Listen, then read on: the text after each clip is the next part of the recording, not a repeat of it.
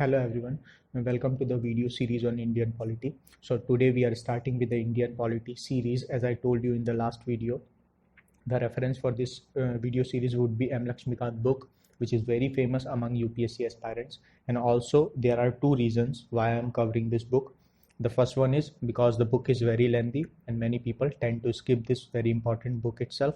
And I will be covering the book in form of short notes and chapter by chapter so that it will be easy for you to grasp the things. The second reason is that the concepts are explained in very lucid and crystal clear manner, and I prepared the slides in form of like for exam point of view.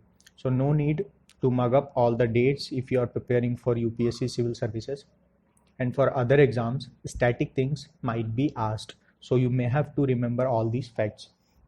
And watch the video till end, and if you really like the video, hit the like button and subscribe to my channel so that you don't miss any future updates. Comment your doubts and suggestions in the comment section, and also share the video to the needy ones. We will be starting with part 1, which is the constitutional framework, and its first chapter is historical background. First, why there is a need to discuss historical background. So it is because certain events happened during the British rule, certain acts were enacted which have influenced the political nature of our country greatly, and we will discuss that in chronological order. Even the widespread corruption that you see in the country today, in the political structure of this country, has its roots in the British time. In this video, we will discuss from the time British came till the Indian Independence Act of 1947. So some of the important events were that British came to India in 1600 as East India Company. They had a charter with them, which was granted by Queen of England, Elizabeth I. And what it contained? It contained exclusive rights of trading in India. And after that, in 1765, they obtained Diwani rights, that is, rights over revenue collection, tax share, civil justice, and so on. And in 1858, Crown assumed the direct responsibility of governance in the wake of revolt of 1857. Till this time, there was company rule. And then in 1934, M.N. Roy, who was the pioneer of communist movement in India, suggested the idea of Constituent Assembly, which was finally established in 1946, and it worked till 1949 and framed Indian Constitution. So basically, the British rule in India can be divided into two parts: the company rule and the crown rule. So how these two are different? Actually, in the company rule, East India Company had the responsibility of governance in India, and their administration in India was based on the trust of Crown. So what it means, as long as the Crown trusts in the company, in the East India Company, they can operate. And finally, the trust ended in 1858 after the Sepoy Mutiny, and Crown assumed the direct responsibility, which will be covered under the Crown rule. We will discuss 4 acts under company rule and 6 acts under the Crown rule. These are important ones, and also we will discuss only relevant parts of these acts.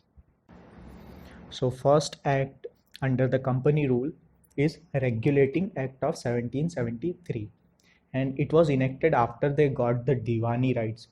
Who granted them? Shah Alam, who was the Mughal emperor back then. And why this act was enacted?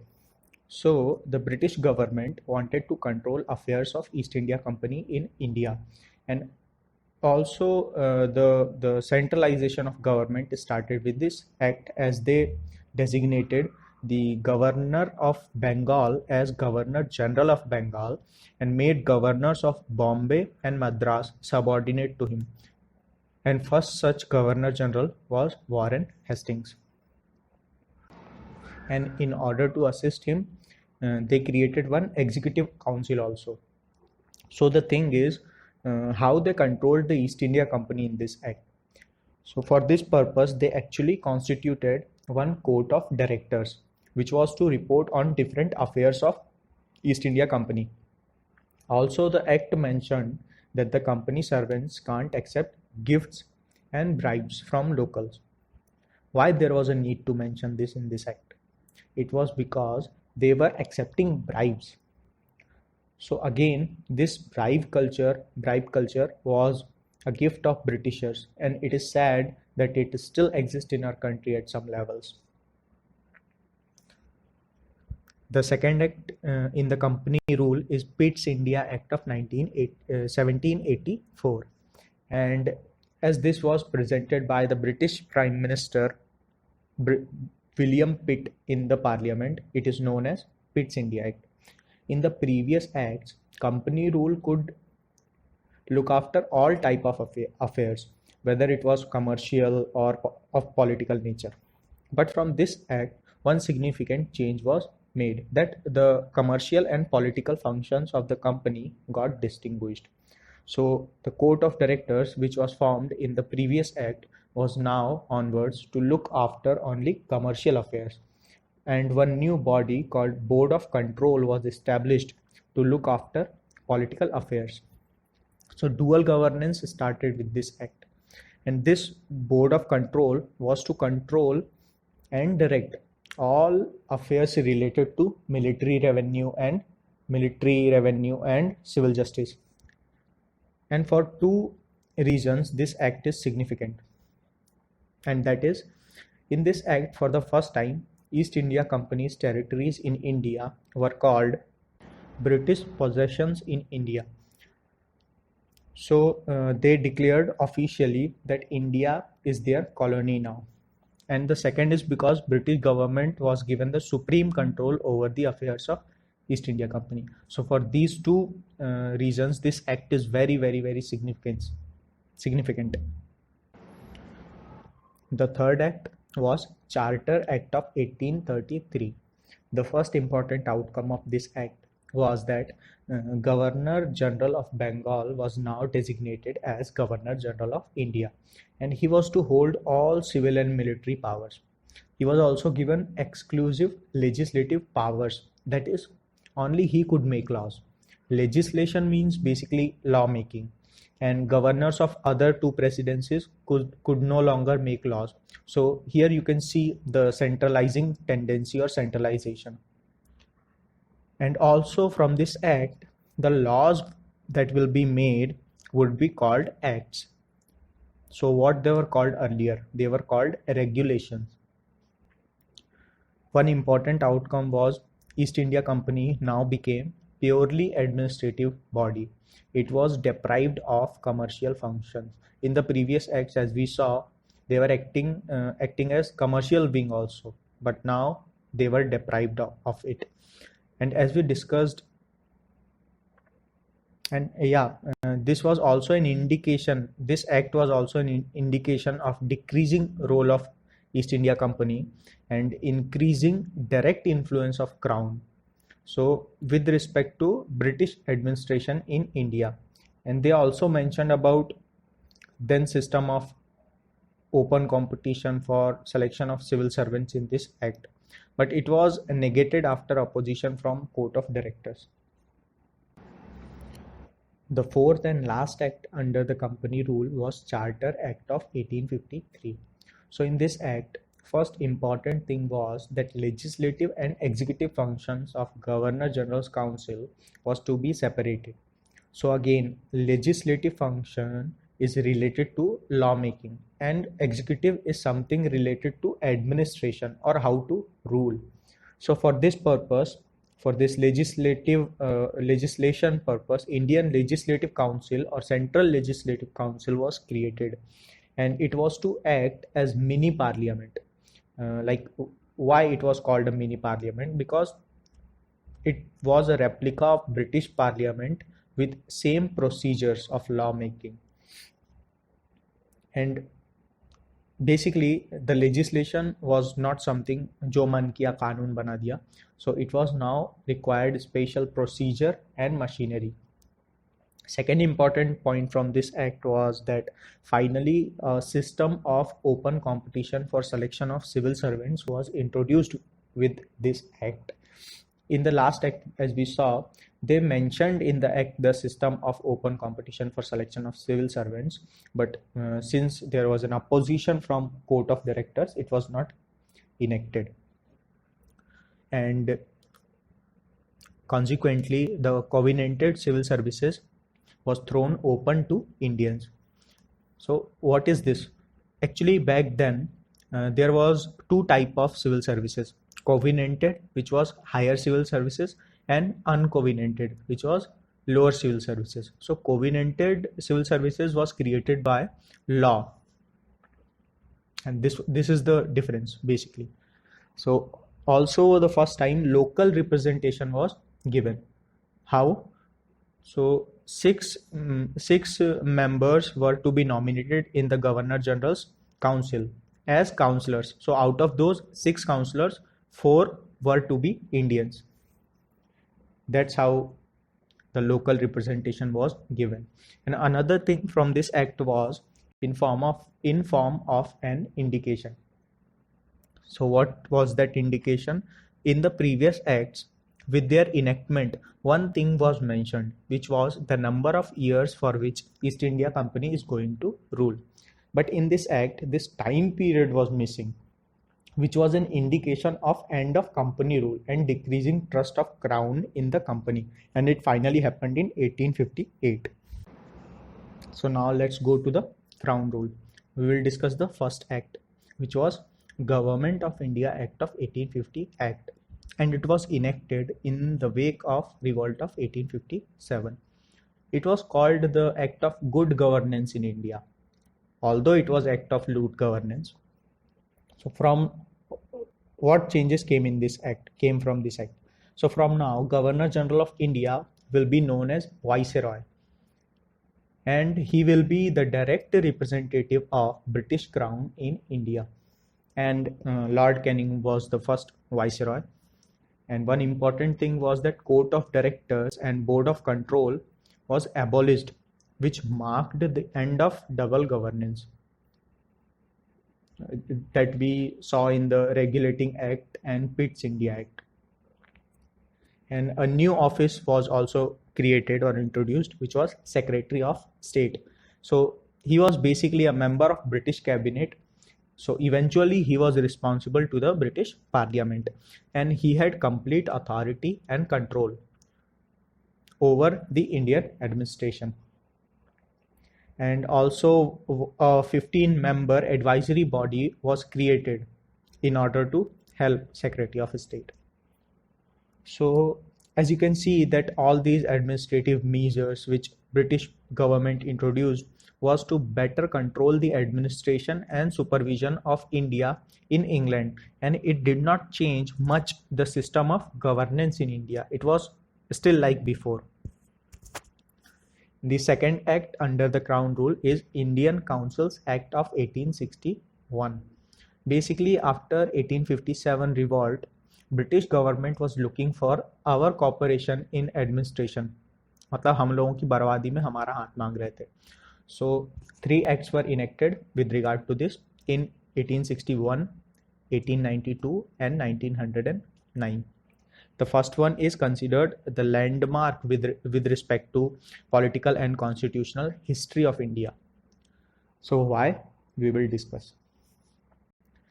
So the system of representative institution started with this act. One thing needs to be remembered is that we can't compare the magnitude of representation with current system, as ours is a democracy, and it was just a system which was started. It is not like it is right now. It was not like it is right now. So how this was done? Some non-official members were to be nominated to Viceroy's Council. Remember, they were non-official, and they were 3 in numbers also. And as they were non-official, they were not having any power. Second important outcome was that decentralization of powers started with this act. How? As you saw in the previous acts in company rule, there was a centralizing tendency. It means all the powers were being given to either Governor General of Bengal or Governor General of India. But from this act, this started to change, and legislative powers were restored to Bombay and Madras presidencies. And today also we have something called cooperative federalism. So this means that states can also make laws on many subjects. Anyways, we will discuss this in further chapter in relations between union and states. So this was just to explain what decentralization is, what it means: sharing power with smaller constituents of the state. And also one more thing, this act empowered viceroy to enact ordinances without the concurrence of legislative councils, and the life of such ordinance would be 6 months. So as you can see, this one also is something which is present in Indian constitution, where president can issue ordinances during emergency. The next act in the row is Indian Councils Act of 1892. Actually, nothing significant happened in this act. Only the numbers of non-official members mentioned in the previous act was increased, and some functions of provincial legislative councils were increased, like they could now discuss budget and they could now question the executive also. The next act is Indian Councils Act of 1909. It was famously known as Morley-Minto reforms. So why? Morley was Secretary of State and Minto was Viceroy back then. And what happened in this act basically? So this act significantly increased the numbers of non-official members in central legislative councils, which was from 16 to 60. In provincial councils also they increased the numbers significantly, but it was not uniform. The point here is that they retained the official majority so as to avoid any hindrance from the non-officials. It means they increased the numbers of non-officials, but they retained the official majority, so that they can proceed smoothly with whatever they wanted to.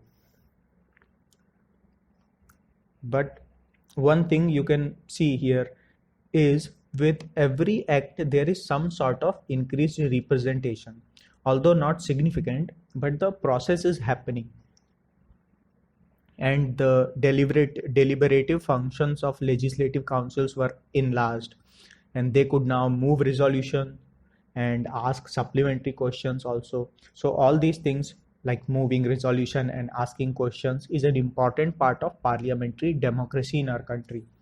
So these things have its roots in British time in some way.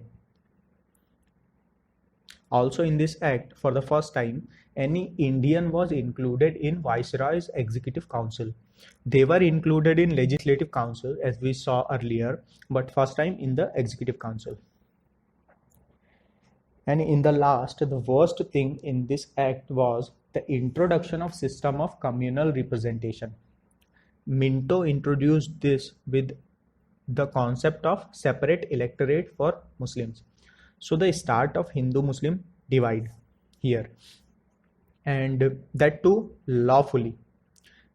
So what is separate electorate means is, a Muslim can be elected by Muslims. So this was clearly divisive and had impact on the plurality of India, and this is the reason Minto is known as the father of communal electorate. And they were doing all this intentionally to bring divisiveness in our struggle for freedom.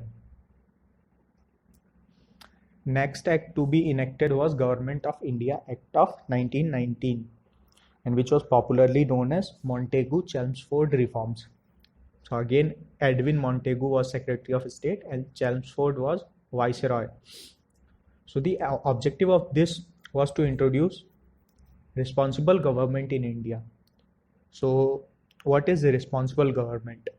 Well, it depends. So in democracy like ours, the government is responsible to the people through Lok Sabha, which is more representative. So in this act specifically, ministers were responsible to the people who elected them through the legislature.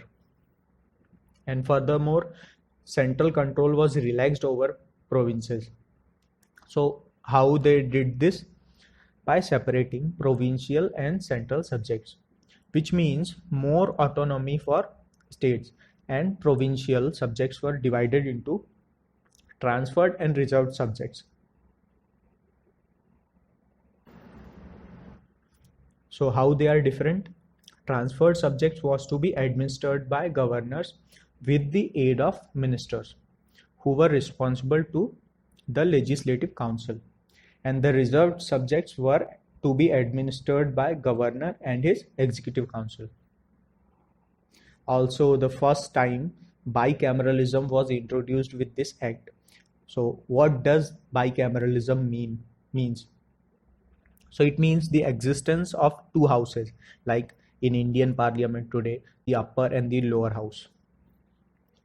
So see, many of present political machinery has its roots in the British time, and this is why there is a need to discuss this historical background. And now 3 out of 6 members in the executive councils will be Indian. Earlier it was 1, as we saw in the previous act. So again, more representation of Indians. And again, the worst outcome from this act was the extension of communal representation, which was now granted to Sikhs, Anglo-Indians, Christians, and Europeans also through separate electorates. And another important thing that came out of this act was provincial budgets were now separated from central budget.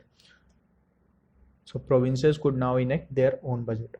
And also the diarchy was introduced, that is double rule. So we saw in this act, provinces were to be administered by both governors and the ministers in their own ambit. And this is known as diarchy. Now, before we go to the next act, let us discuss two important events, that is Simon Commission and Communal Award. So what was Simon Commission? Simon Commission was a 7-member statutory commission appointed by British government. So what does statutory means? It is made by law. It means made by law. So why they appointed this commission? It was to review the working of the previous act, and this commission was boycotted by all parties because of no local representation. On the one hand, you want cooperation of Indians in the administration, but when it comes to review of its working, it will be reviewed by Britishers. This was clearly an irresponsible decision. So in order to get its recommendations accepted, 3 round-table conferences were followed. Some of the recommendations were continuation of communal representation, abolition of diarchy in provinces, which we saw in the previous act, and the establishment of British Indian Federation, and so on. So these were the recommendation of this Simon Commission. So we will read more about these roundtable conferences and its outcomes in the modern history. For now, its recommendations were incorporated in Government of India Act of 1935. So this was Simon Commission. And now what is Communal Award? So communal representation was granted to the depressed classes by British Prime Minister Ramsay MacDonald, and this is popularly known as Communal Award. And Gandhiji was distressed over this and started fasting until death in the Yerwada jail in Pune. And in the end, an agreement was reached out between Congress leaders and representatives of depressed classes. So what happened? Joint electorate was retained for Hindus. So like basically what they did for depressed classes, they reserved seats for them.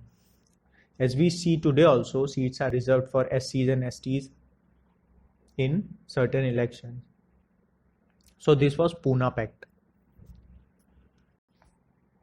Now very important act, certainly the most important one, because many things in our present constitution is from this act, and this Government of India, and this is Government of India Act of 1935.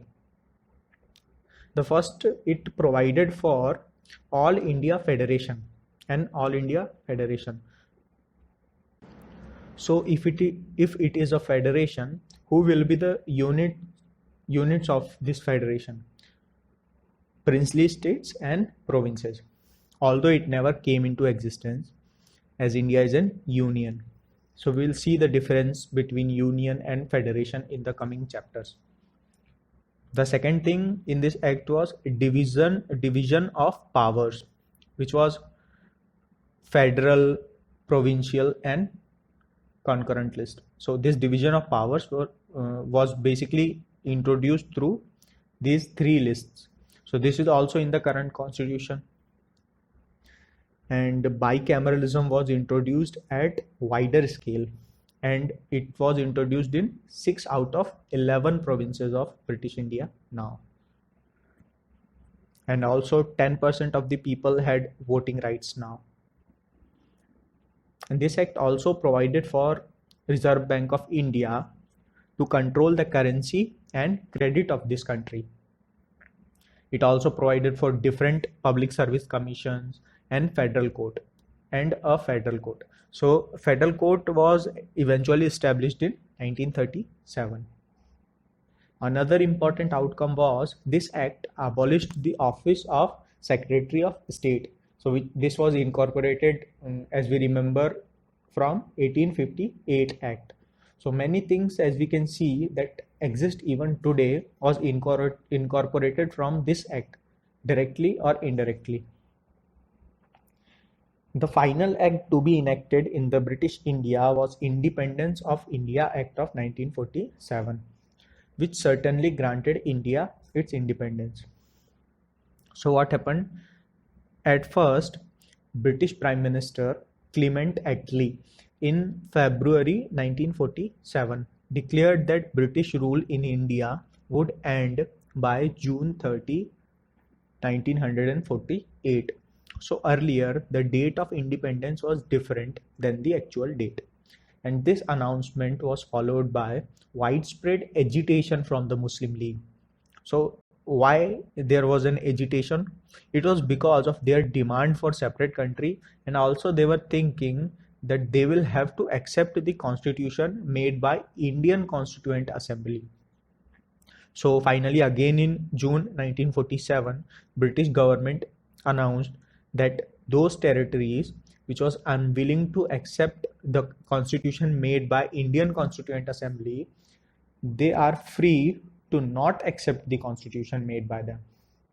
And with this, the Mountbatten Plan came, and this plan was given effect by Independence of India Act of 1947. So with this act, two separate dominions were created, India and Pakistan. And also, if they want, they could secede from British Commonwealth. So what was it? This Commonwealth is basically a group of countries ruled by the British. And also the office of Viceroy was abolished, and again the act provided for Governor General of India designation. And this act also empowered both constituent assemblies to repeal any act or law made by the British. In this act, princely states were given freedom to join whichever dominion they wanted to, but due to geographical and administrative factors, princely states inside Indian boundary joined India, and in Pakistani boundary joined Pakistan. So some states were not willing to join, like Junagadh and Hyderabad. So they were made to join by certain type of actions which we will discuss in modern history. and this boundary was demarcated by the Boundary Commission, which was chaired by Radcliffe, and that's why the boundary between India and Pakistan is known as Radcliffe Line. And with this act also, the treaty relations with the tribals ended. The Mountbatten became the first Governor General of independent India. So this is it from the historical point of view. In the next video, we will see the constitution making, which is chapter 2. And also, those preparing for non-UPSC exams, please see the different portfolios in the interim government and in the first cabinet of Free India, and also who held those portfolios, because questions are usually asked from this in the non-UPSC examination. So thank you for watching till end, and if you like